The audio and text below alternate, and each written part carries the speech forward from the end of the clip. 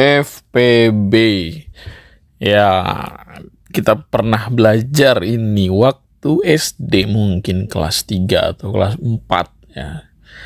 Apa itu FPB? Kalau gue tanya murid-murid, apa itu FPB bro? Faktor persekutuan terbesar. Apa artinya? Tidak tahu.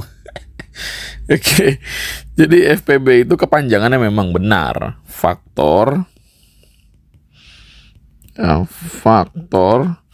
persekutuan terbesar.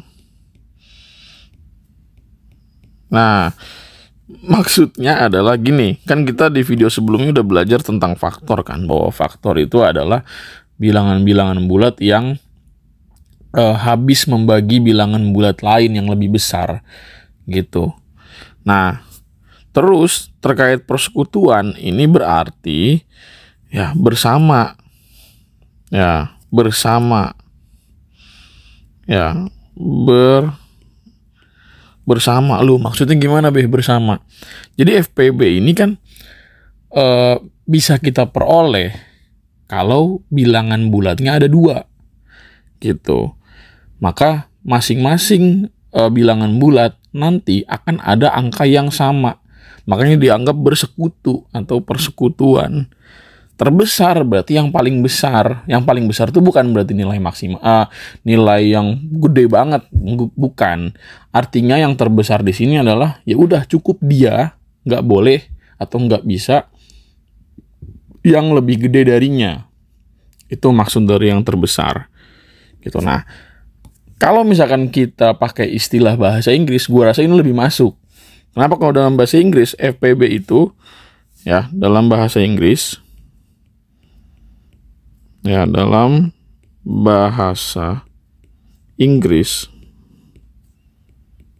FPB itu disebut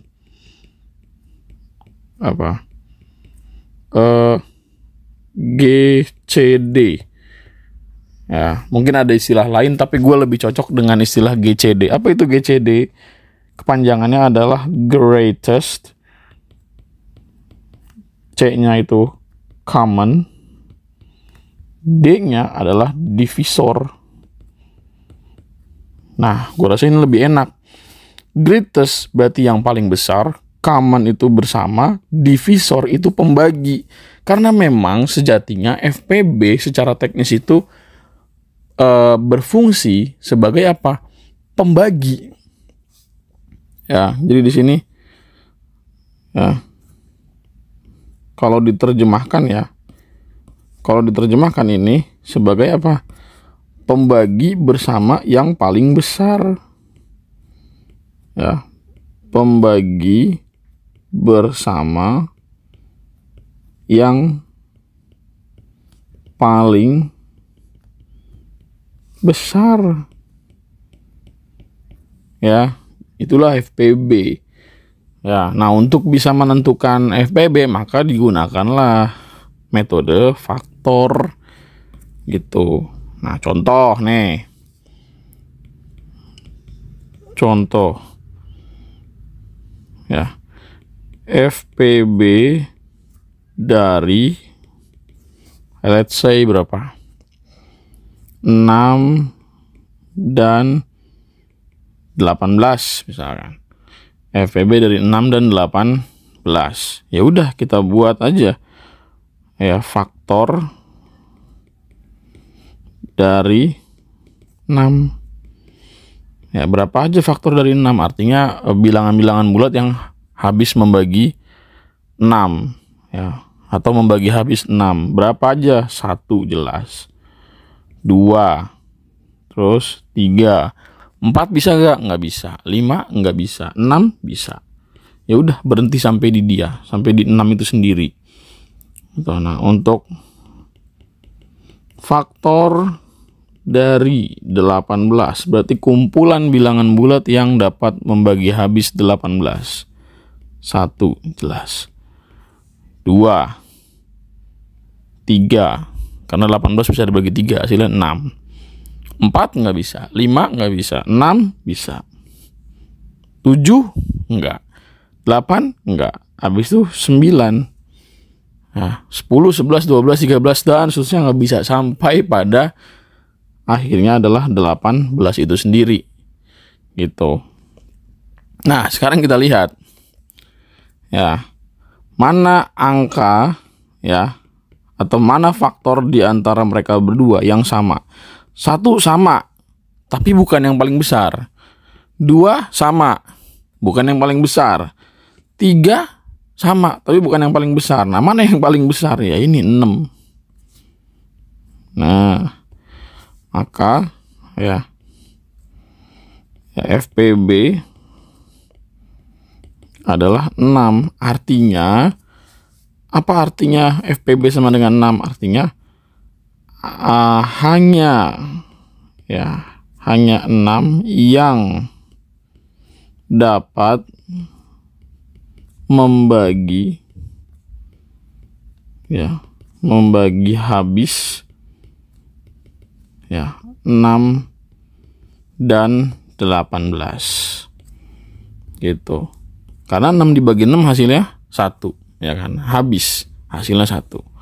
Nah, 18 dibagi 6 hasilnya 3.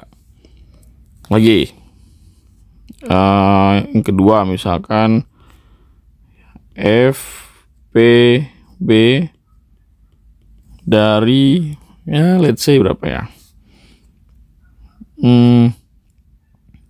misalnya 18 dan 27. Nah, FPB dari 18 dan 27, ya udah berarti faktor dari 18 ya 1, 2, 3, berapa lagi, 6, 9 dan 18. Nah, untuk faktor dari 27 itu adalah 1, 3. 27 dibagi 6 bisa gak? Nggak bisa. Ya, habis itu 7 nggak bisa, 8 nggak bisa, berarti 9. Gitu. Habis dari 9 berapa? 10, 11, 12, 13, 14, 15, 16, 17, 18 dan seterusnya. Nggak ada lagi, ya kan? Ya, sampai akhirnya berhenti di 27. Gitu. Ya, nggak ada bilangan bulat lain yang bisa membagi habis 27 selain mereka semua. Gitu. Nah, ntar kita lihat di antara faktor ini mana yang sama dan yang paling besar. 3 sama, tapi bukan yang paling besar. Berarti yang mana nih? Ya, 9. Gitu. Berarti FPB adalah 9. Gitu. 9 bisa membagi habis 18 dan 27 secara bersama-sama. Ya, 18 dibagi 9 hasilnya 2. 27 dibagi 9 hasilnya 3. Gitu. Nah, sekarang mungkin nggak kalau misalkan kita menentukan FPB dari ratusan dengan cara seperti ini? Kayaknya bakal lama. Ya. Nah, kita pakai apa? Pakai metode pohon faktor aja. Misalnya gini. Ya. FPB dari 120 dan 270 misalkan. Jadi kita pakai metode pohon faktor dan faktorisasi prima nanti. Gitu. Nah, kita tentuin dulu nih berapa yang pohon faktor dari 120 gitu kan. Satu-satu kita bagiin dengan bilangan prima. Ya kan? Nah, 120 coba kita bagi 2. Bisa nggak 120 dibagi 2? Oh, bisa. Berapa hasilnya? 60. 60 masih bisa dibagi 2? Oh, bisa tentunya. Berapa hasilnya? 30. Apakah masih bisa dibagi 2 lagi? Oh, tentu saja. Hasilnya adalah 15. Bisa nggak 15 dibagi 2? Tidak bisa. Berarti 15 dibagi 3. Bisa nggak? Bisa dong. Hasilnya berapa? 5. Udah, stop sampai sini. Nggak perlu sampai 5 dibagi 1 ya. Oke. Nah, Next, 270. Berapa 270 dibagi dengan 2? Tahu dari mana be? Kok 270 bisa dibagi 2? Ya kan 0 itu bilangan genap. Berarti kan 270 itu bilangan genap. Habis dibagi 2. Berapa hasilnya? 135. Nah yang penting kuncinya lu bisa pembagian sih. Ya jadi pakai apa namanya porogapit untuk bisa menentukan hasil baginya. Nah 135 nggak mungkin bisa dibagi 2. Bagi berapa? Bagi 3. Hasilnya adalah 45. Bisa 45 dibagi 3? Oh tentu bisa. Berapa hasilnya? 15. 15 dibagi 3 hasilnya 5. Nah sekarang kita buat faktorisasi prima. Dari berapa? 120. Lihat 2-nya ada berapa? Ada 3. Oh berarti 2 pangkat 3 dikali 3 dikali 5. Nah sekarang faktorisasi prima. Dari berapa? 270. Berapa? Berarti 2-nya ada 1 doang ya. Berarti 2 dikali dengan 3 pangkat 2. Pangkat 3 ya, sorry. 3 pangkat 3 dikali dengan berapa? 5. Gitu. Nah, berapa FPB-nya nih? Nah, gimana cara kita menentukan FPB dengan faktorisasi prima? Rules-nya masih sama. Kita harus cari bilangan yang nggak bisa lebih gede dari 120 dan 270. Jadi jangan sampai perkalian faktorisasi primanya itu melebihi 120 dan 270. Artinya yang namanya juga pembagi kan harusnya kan lebih kecil gitu supaya hasilnya bilangan bulat. Nah berarti supaya hasilnya kecil atau lebih kecil dari bilangan utamanya yaitu 120 dan 270, maka kita ambil dari faktorisasi prima ini, yaitu pertama angka yang sama tapi dengan pangkat yang paling kecil, yaitu berapa? Nah kita lihat 2 nih sama nih basisnya ya kan, sama-sama 2 tapi pangkatnya yang ini 3 ini 1, maka ambil yang pangkatnya 1 berarti 2 dikali dengan, nah begitu juga dengan 3 nih, ini pangkat 3 ini pangkat 1. Berarti ambil yang pangkat 1. Berarti 3. Nah, terus 5. Ya, pangkatnya sama-sama 1. Ya udah ambil aja 5. Kita berarti 2 dikali 3 berapa? 6. Kali 5 30. Artinya FPB dari 120 dan 270 adalah 30. Berarti cuma 30 yang bisa membagi habis 120 dan 270, tak tersisa. Jadi nggak ada desimal setelah dibagi dengan 30 gitu. 120 bagi 30 hasilnya 4. 270 dibagi 30 hasilnya berapa?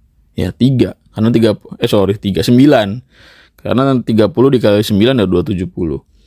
Gitu. Kenapa kan FPB itu artinya besar belakangnya. Gitu.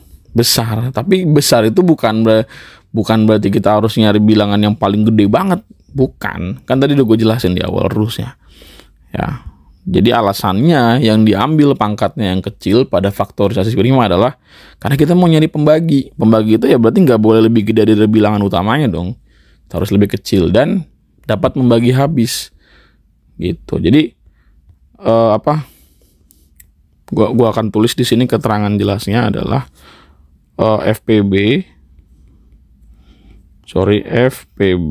berarti bilangan ya bulat yang dapat membagi, nah ini dia perannya, membagi habis 2 bilangan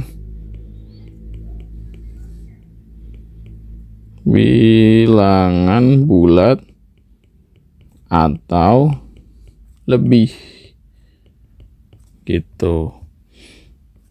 Jadi fungsi FPB adalah sebagai pembagi ya, karena di sini tugasnya membagi habis. Dengan kata lain, kalau kita punya bilangan bentuk pecahan dan kita mau menyederhanakan penyebut dan pembilangnya, maka kita harus tahu FPB dari keduanya. Gitu. Kalau kita kecilin dibagi satu persatu kan kayaknya lama.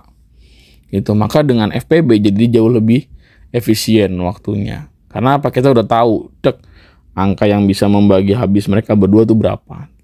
Gitu. Oke, semoga bisa dipahami.